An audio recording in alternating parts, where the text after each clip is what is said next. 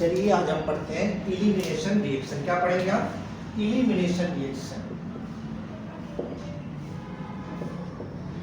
Elimination reaction. अब elimination reaction होता क्या है, देखिए आप चाहे 12th लेवल का पेपर दे रहे हो या कभी नीट या जेई के पेपर में कभी भी आप बैठते हो, नीट ऑब्लिक जेई या फिर किसी भी अदर कॉम्पिटिटिव एग्जाम में, जैसे नाम पीजीटी जानते हो, ये सब कभी भी बैठते हो तो इनमें से कभी कोई पॉइंट पूछ लेता है, उस पॉइंट को आपको जानना बहुत जरूरी है।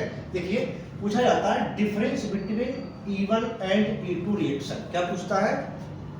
Difference between E1 and E2 reaction.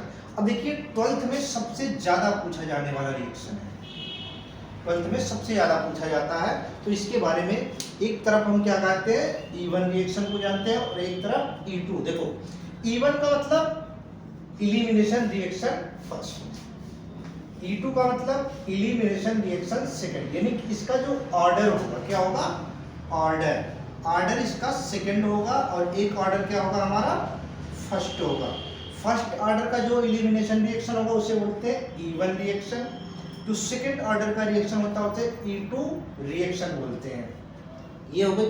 अब देखिए इसमें जो पहला पॉइंट होता है, ध्यान रखना हमेशा, यहां लिखा है यूनिमॉलिक्यूलर। क्या लिखा है? यूनिमॉलिक्यूलर। इसका मतलब क्या? यूनि का मतलब होता है एक। क्या होता है भाई? एक। मॉलिक्यूलर का मतलब होता है अणु। जिसमें एक अणु होंगे वो क्या होंगे हमारे?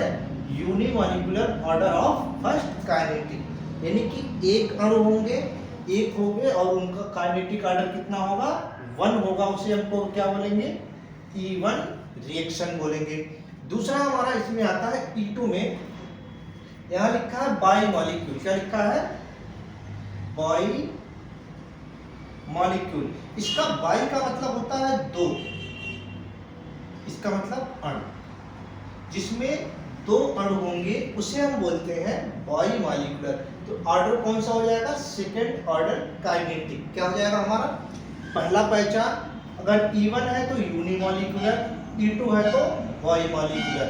ये होगा फर्स्ट ऑर्डर और ये होगा सेकेंड ऑर्डर। ये तो पहला पहचान हो गया हमारा।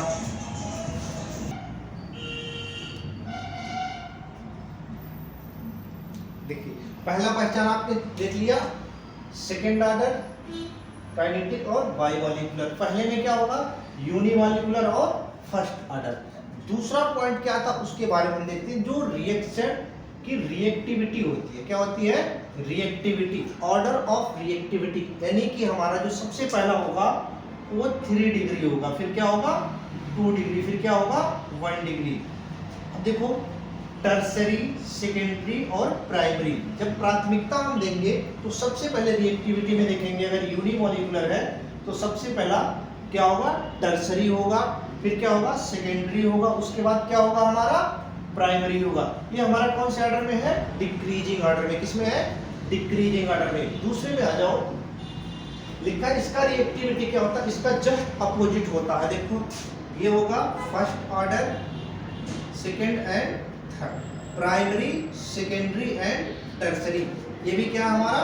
Decreasing order of reactivity of E2 reaction. हो गया E2 रिएक्शन। इसके बाद हम देखते हैं अगला पॉइंट हमारे पास आता है। देखिए यहां पर एक साइंटिस्ट का नाम सुने होंगे, सेटजेफ।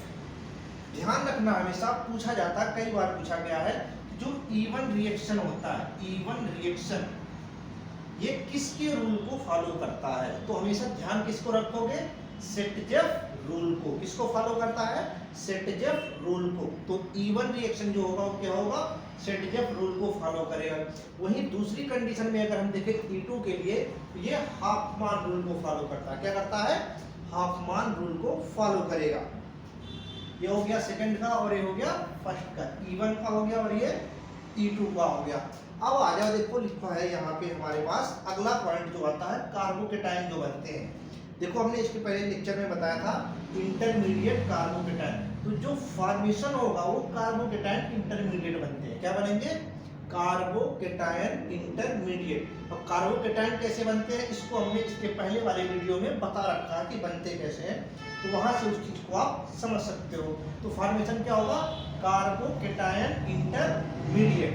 दूसरे वाले E2 रिएक्शन में क्या होता, ट्रांजिशन स्टेट। क्या बनेगा हमारा, ट्रांजिशन स्टेट। इस ट्रांजिशन स्टेट में फॉर्म होगा और ये क्या होगा, कार्बोकेटायन इंटरमीडिएट होगा। आगे आते हैं, अगला पॉइंट हमारा आता है antiperiplanar condition not required for, देखो एंटीपेरीक्लीनर क्या है, antiperiplanar condition not required for even reaction, यानी इवन रिएक्शन के लिए एंटीपेरीक्लीनर की कोई आवश्यकता नहीं है।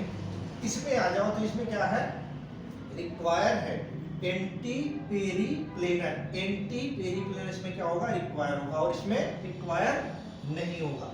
दूसरा आता है, हम अगले टर्म पे आते हैं कि यहाँ लिखा small base are required. Small जो होगा वो स्ट्रॉन्ग होगा, क्या होगा, वो स्ट्रॉन्ग बेस होगा, उसकी रिक्वायर्ड होती है किसमें, इवन रिएक्शन में। E2 में क्या होगा, स्ट्रॉन्ग एंड बल्की बेस। बल्की का मतलब भारी मात्रा में, आर रिक्वायर्ड। अगर यहाँ 1-2 की जरूरत होगी तो यहाँ कितने की होगी, 50 या 100 की जरूरत होगी, तो इसको हम क्या बोलेंगे, strong and bulky base are required. अगले टर्म में हम आते हैं, देखिए लास्ट पॉइंट, इस चीज को ध्यान रखना, जो इवन रिएक्शन होता है वो थर्मोडायनेमिकली स्टेबल होगा। क्या होगा, थर्मोडायनेमिकली स्टेबल। सबसे इंपॉर्टेंट पॉइंट है भाई, ध्यान रखना, ये कई बार पूछा गया है जेई में। इसमें पूछा गया है, जेई में भी पूछा गया है, और ये वाला टर्म भी आपको पूछा गया है, कौन से रूल को फॉलो करता है, ये वाला। तो ध्यान रखना इस चीजों को भाई, थोड़ा सा कॉम्पिटिटिव एग्जाम में सबसे ज्यादा पूछे जाते हैं। तो क्या रहेगा, जो हमारा इवन रिएक्शन होगा ये किसमें स्टेबल होता है, थर्मोडायनेमिकली स्टेबल होगा। इस पॉइंट को हमेशा अपने दिमाग में बैठाना। दूसरा क्या है, जो हमारा E2 रिएक्शन होता है वो काइनेटिकली स्टेबल होगा। क्या होगा, काइनेटिकली स्टेबल। तो ये चीज ध्यान रखना, अगर E2 है तो ये कम स्पेलिंग होंगी, अगर E1 है तो ये ज्यादा स्पेलिंग। यानी कि थर्मोडायनेमिक क्या है, बड़ा लिखा हुआ है, काइनेटिकली क्या लिखा है, छोटा लिखा है।